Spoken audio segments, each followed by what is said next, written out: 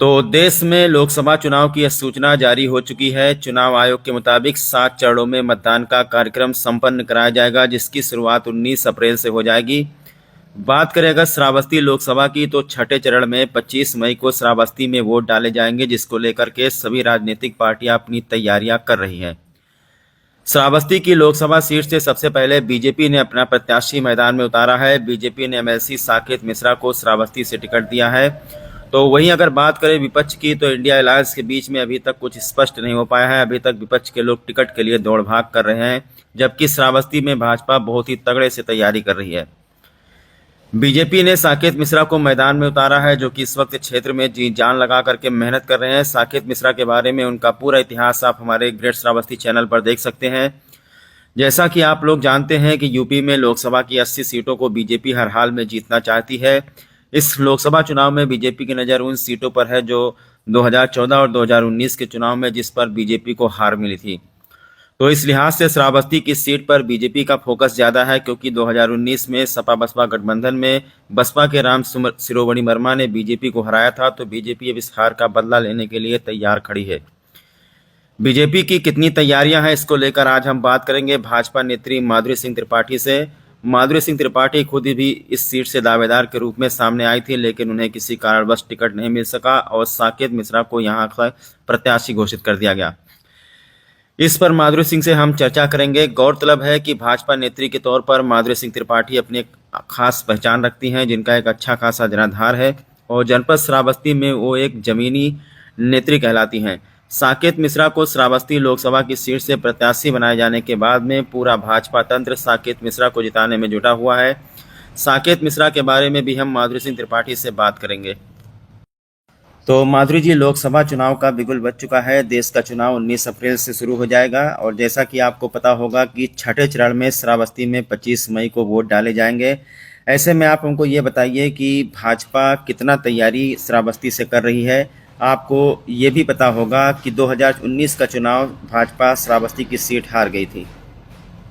बहुत कम मतों से पिछला चुनाव हम ये हार गए थे, लेकिन जिस दिन से ये चुनाव हारे हैं पूरे प्रदेश का एक फोकस था, भारतीय जनता पार्टी का, अवध क्षेत्र का भी, कि हम किस तरीके से इस चुनाव को भारी मतों से अगली बार जीतेंगे। इसलिए पिछले 5 वर्षों में एक दिन भी भाजपा के दोनों जिला कार्यालय ने, अवध क्षेत्र के संगठन ने, उत्तर प्रदेश ने, किसी ने भी चैन की सांस नहीं ली है। लगातार मेहनत हुई है, तमाम बैठकें हुई हैं, तमाम योजनाओं की जानकारी जमीन तक पहुंचाई गई है और सभी कार्यकर्ताओं को बार बार बुला करके तमाम योजनाओं से जोड़ करके पूरा परिश्रम किया गया है।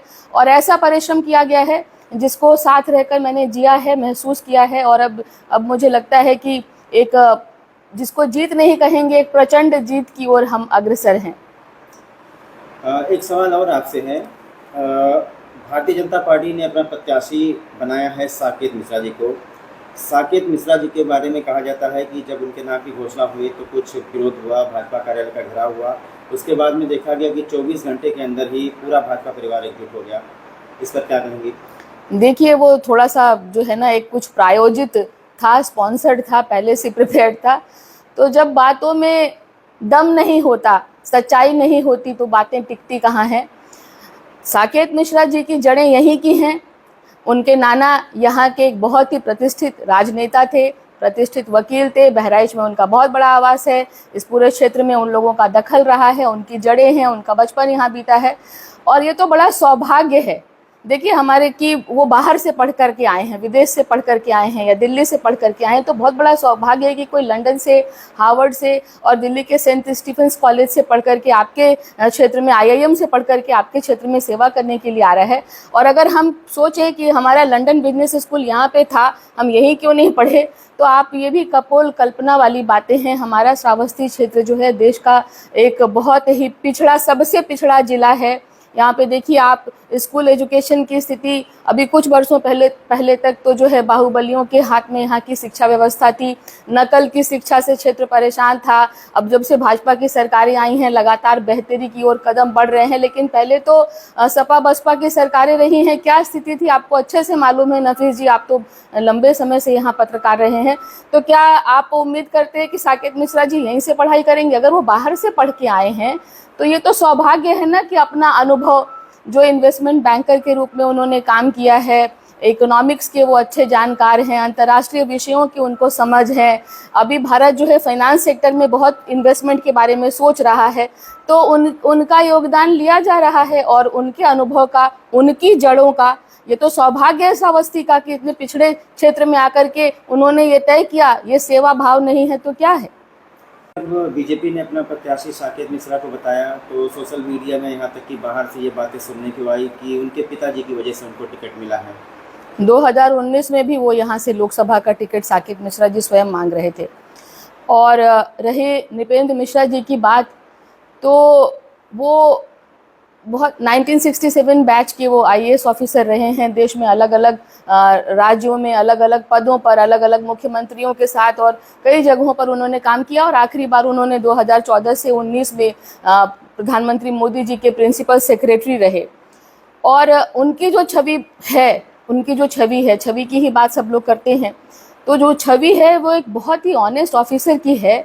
और प्रधानमंत्री जी खुद एक कितने ईमानदार राजनेता हैं इसकी पूरी दुनिया समझ रही है। इसी कारण बारंबार उनकी विजय भी हो रही है। उन्होंने उनको अपना प्रिंसिपल सेक्रेटरी चुना होगा, तो आप सोच सकते हैं। और रही बात कि अभी हाल में देखिए वो राम मंदिर निर्माण समिति के जो है वो अध्यक्ष रहे हैं, तो मोदी जी ने यूं ही तो उनको नहीं चुना होगा। और आप प्रत्यक्ष को प्रमाण की क्या आवश्यकता है, इतना बढ़िया मंदिर उनके निर्देशन में तैयार होकर के दिखाई पड़ता है।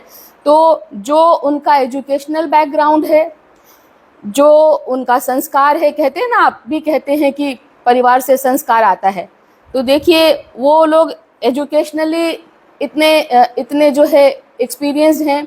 उसके बाद उनका जो है कहें सामाजिक कार्य क्षेत्र में काम करने का अनुभव उनके खानदानी परिवार को है। और तीसरा आप कहें तो अब जो भारत जो कहता है कि अगर हम अपने मंदिरों का सम्मान करते हैं, अपनी संस्कृति का सम्मान करते हैं और आध्यात्म से जुड़ने की जहाँ तक बात करते हैं, तो ये तीनों कॉम्बिनेशन, आस्था का भी और जो है संस्कार का भी, ज्ञान का भी, अर्थशास्त्र का भी, देश का भी, विदेश का भी, ये सब चलाने का अनुभव अगर किसी परिवार के पास है तो ये तो श्रावस्ती का सौभाग्य है। और अगर उनके कहने से भी मान लेते हैं कि उनके कहने से ही दिया भी हो, तो क्या गलत किया है?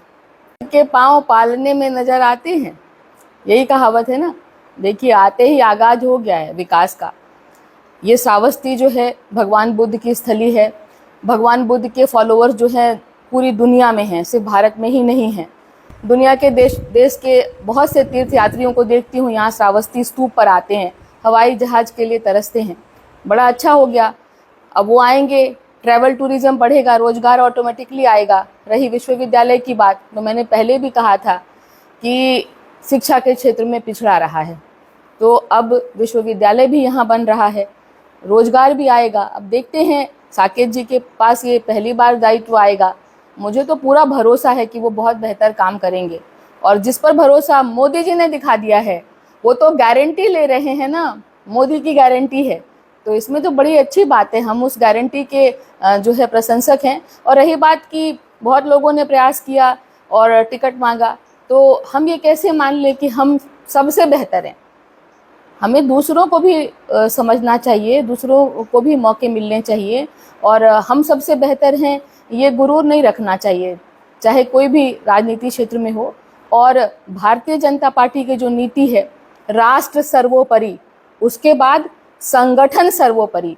तो संगठन सर्वोपरि है, तो संगठन में जहाँ से भी फैसला हुआ है, वरिष्ठ लोगों ने ये फैसला किया है, एक कमेटी ने फैसला किया है, तो ये फैसला स्वागत योग्य है। और जो लोग आज भी भारतीय जनता पार्टी में रहने के बाद भी इस टिकट की दावेदारी में कहीं दौड़ वड़ रहे हैं, उनको शायद भारतीय जनता पार्टी की नीति रीति की बिल्कुल समझ नहीं है। और जिन अफवाहों को वो बेवजह तूल दे रहे हैं, उसमें कोई दम नहीं है, क्योंकि प्रत्यक्ष को, सच को प्रमाण की आवश्यकता नहीं होती है। सच ये है कि वो श्रावस्ती के हैं, श्रावस्ती के जड़ों से हैं और श्रावस्ती में ही विकास करने का ठाना है उन्होंने। एक बात और आपसे बोलना चाहेंगे माधुरी जी, अभी इस वक्त भाजपा का प्रत्याशी मैदान में है, जबकि विपक्ष की तरफ से किसी को अभी तक टिकट नहीं मिला है। और जैसा कि आपने कहा कि पिछली बार बहुत कम मतों से आप लोग हारे थे, तो कहने का मतलब कहीं ना कहीं जो मत था वो इक्वल था। तो इस बार भी विपक्ष जो है अलायंस में है। अगर समाजवादी पार्टी के या कांग्रेस का कोई प्रत्याशी मैदान में उतरता है तो किस तरीके से भाजपा के साथ उसकी टक्कर रहेगी? देखिए, भारतीय जनता पार्टी ने सबका साथ सबका विकास किया है, चाहे किसी वर्ग के, जाति के, धर्म के लोग हैं, कोई भेदभाव नहीं हुआ है। लेकिन जो कास्ट इक्वेशंस और जो एक जिसका जो है पॉलिटिकल पंडित्स जिसकी स्टडी करते हैं, उस नज़रिए से जो है कभी कभी जो है आंकड़े जो है विपक्ष के फेवर में जाते हुए दिखते हैं। लेकिन इस बार जो है भारतीय जनता पार्टी ने जितनी गहराई से जड़ तक पहुंचकर जमीन पर गिन गिन कर लोगों की सेवा की है और जिन योजनाओं को साझा किया है, ये भी पहली बार हुआ है कि देश में इतनी सारी योजनाएं, अनगिनत योजनाएं यहाँ पर आई हैं। और मैं कहना चाहती हूँ कि जिस तरीके का विकास यहाँ की जनता एक्सपेक्ट कर रही है, जो होना चाहिए था यहाँ पे, वो इस बार देखने को मिलेगा। और रही बात कि पिछली बार जो यहाँ से सांसद बसपा से जीते थे राम शिरोमणि वर्मा, वो क्षेत्र में कभी दिखाई भी नहीं पड़े। मुझे ये नहीं कहना पड़ेगा, आप स्वयं पत्रकार के रूप में इस बात को जानते हैं कि वो कभी क्षेत्र में दिखाई भी नहीं दिए, कभी विकास का उन्होंने कुछ चाहा ही नहीं। उनका किया हुआ कोई भी काम ऐसा दिखाई भी नहीं पड़ता है कि उन्होंने कोई ठोस यहाँ कोई पहल भी की हो। तो वो तो पहले से उनसे लोग नाराज हैं, वो पहले से हारे हुए हैं और इस बार हमारी जीत को कोई चुनौती नहीं दे सकता है। जो भी खामियां रही होंगी उनको बहुत अच्छे से दुरुस्त किया गया है। प्रतिदिन भारतीय जनता पार्टी संगठन ने जन जन तक पहुंचकर मेहनत की है। दोनों जिला अध्यक्षों ने मेहनत की है, अवध क्षेत्र के संगठन ने मेहनत की है, प्रदेश स्तर पर इसकी मेहनत हुई है और राष्ट्रीय स्तर से भी योजनाएं आई हैं जो जमीन पर गांव गांव तक, बूथ बूथ तक पहुंचाई गई हैं। अच्छा माधुरी, देखा जा रहा है कि पूरे श्रावस्ती बलरामपुर लोकसभा में सारे विधायक लगे हुए हैं, सारे भाजपा के कार्यकर्ता लगे हुए हैं। ऐसा क्या है साकेत मिश्रा में जो लोग इतना पसंद कर रहे हैं उनको? देखिए, मैंने कहा ना कि परिवार से संस्कार आता है, इस बात में बहुत दम है। वो बहुत ही सरल व्यक्ति हैं। इतना जब बहुत ज्ञान हो जाता है, जब बहुत आगे आप पहुंच जाते हैं, बहुत शीर्ष पे जब आप होते हैं तो आप झुक जाते हैं। जैसे किसी आम के पेड़ को ही देख लीजिए, जब फल आता है तो कैसे झुक झुक के डाली नीचे आ जाती है, वो झुक झुक कर जमीन पर साकेत मिश्रा जी भी बैठ जाते हैं। कोई अहंकार नहीं है बातचीत में, कोई स्वभाव में, पर्सनालिटी में। तो श्रावस्ती के लिए वो एक लार्जर देन लाइफ फिगर दिखते हैं और मैं उनकी प्रशंसक हूँ।